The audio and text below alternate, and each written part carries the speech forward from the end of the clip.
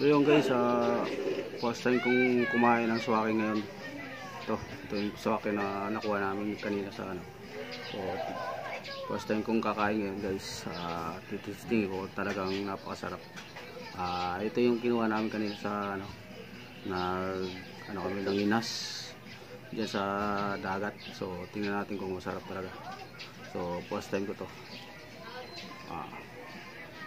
Lagay ko dito kalamansi lang, tsaka asin, tsaka kalamansi lang. So yan o, sabaw-sabaw pa.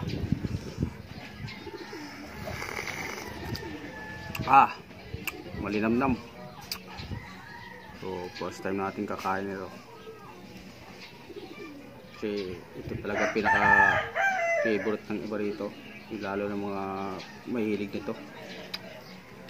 Ayun guys, kalamansi lang lagay ko. Ay iba suka, pero ako kalamansi lang kasi masarap na raw ito pag kalamansi lang.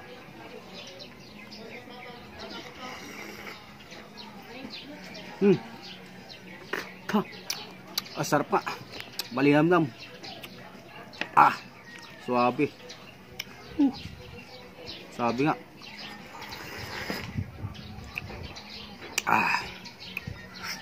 Sarap. Sarap guys. Ito pa, isa pa. Sarap, lalo pag suka siguro to. Ayun o. Yan. Malinamnam talaga siya guys. Yan, nakikita nyo. Sarap pala niya. Talagang ano. Kaya pala maraming kumakain ito. Sobrang malinamnam. Yan. Yan guys, ano mo lang dito. Yan o. Kunin mo. Tapos sigupin mo. Yan, ganyan lang. Sigupin natin, tapos lalagyan natin kalamansi. So, kaya pala maraming kumakain ito. Talaga napakalinamnam. Manamis-namis guys. Ayun na.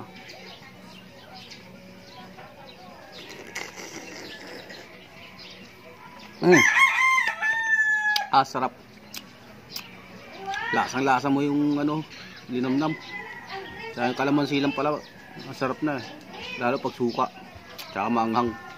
Pinakadabis talaga. Kaya talagang favorite nila to, suwaki.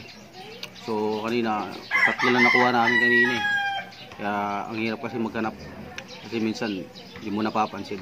So buti na kasama ko si Tantan. Yun ang magaling manguha ng suwaki.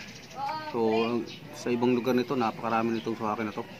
Pero dito sa Masbate medyo punti na. Pero sa ibang lugar na sa Masbate dito, napakarami nitong suwaki nito. So hindi lang dito. So yan o, napakasarap.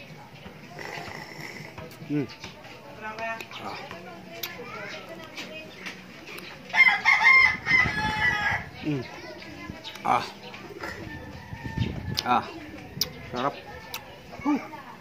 Kaya pala maraming kumakain ito. Sarap. Walang kalansa-lansa guys. Talagang ano, purong kalamansi lang. Solve na. So yun. Pag nasa probinsya kayo guys, tikman nyo yung gantong ano, shell, yung suwaki na tawag. Napaka the best. So yun guys, thank you. Maraming salamat.